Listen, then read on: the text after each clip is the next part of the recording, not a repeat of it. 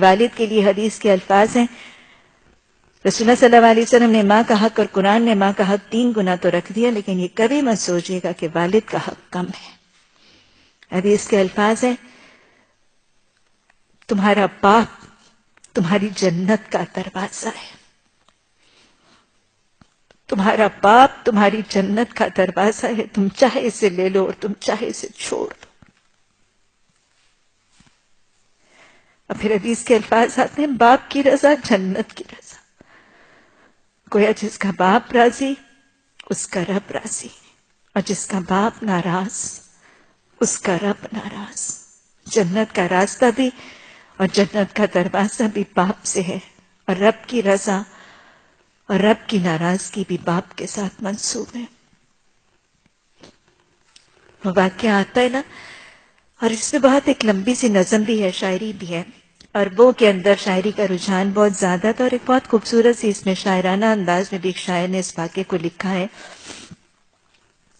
واقعہ کچھ ایسے کہ اللہ کے رسول صلی اللہ علیہ وسلم کے پاس ایک بوڑھا باپ اپنی شکایت اور شکوہ لے کر آیا، اور اس کا جوان بیٹا بھی اس کے ساتھ تھا۔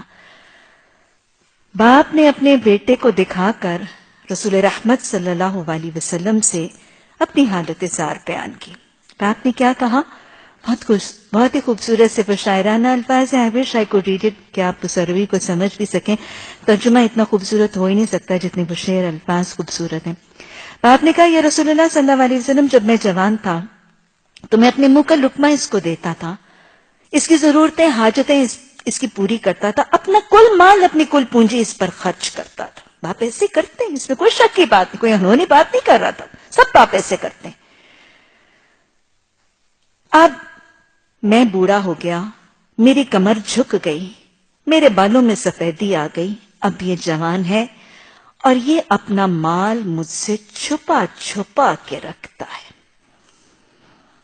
راوی کہتے ہیں کہ رسول اللہ صلی اللہ علیہ وسلم کو جو باپ نے اپنے بڑھاپے اور اپنی جوانی کے یہ واقعات کا اور اپنے بیٹے کا یہ شکوہ اس کے رویے کا کیا، رسول رحمت صلی اللہ علیہ وسلم کی آنکھوں سے آنسو جاری ہو گئے، اور کہتے ہیں کہ اتنا آپ صلی اللہ علیہ وسلم کی آنکھوں سے آنسو جاری ہو گئے کہ آپ کی داڑھی مبارک تر ہو گئی، اور آپ صلی اللہ علیہ وسلم نے پھر کچھ وقفے کے بعد اس بیٹے کے سینے پر آپ صلی اللہ علیہ وسلم نے ہاتھ مار کر کچھ فرمایا۔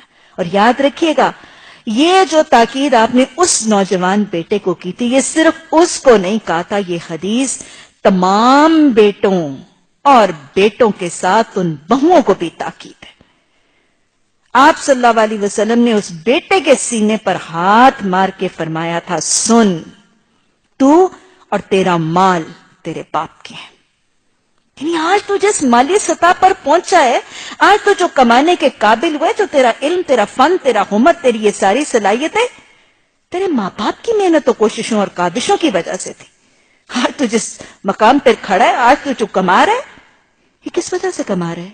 انہوں نے تجھے پڑھایا، لکھایا، تجھ پر جتن کیے، تجھ پر محنتیں، مشقتیں کی، تجھے یہ سارا فن، ہنر، صلاحیتیں دی کہ آج تو کمانے کے قابل ہو۔ سن، تو اور تیرا مال تیرے باپ کے ہے۔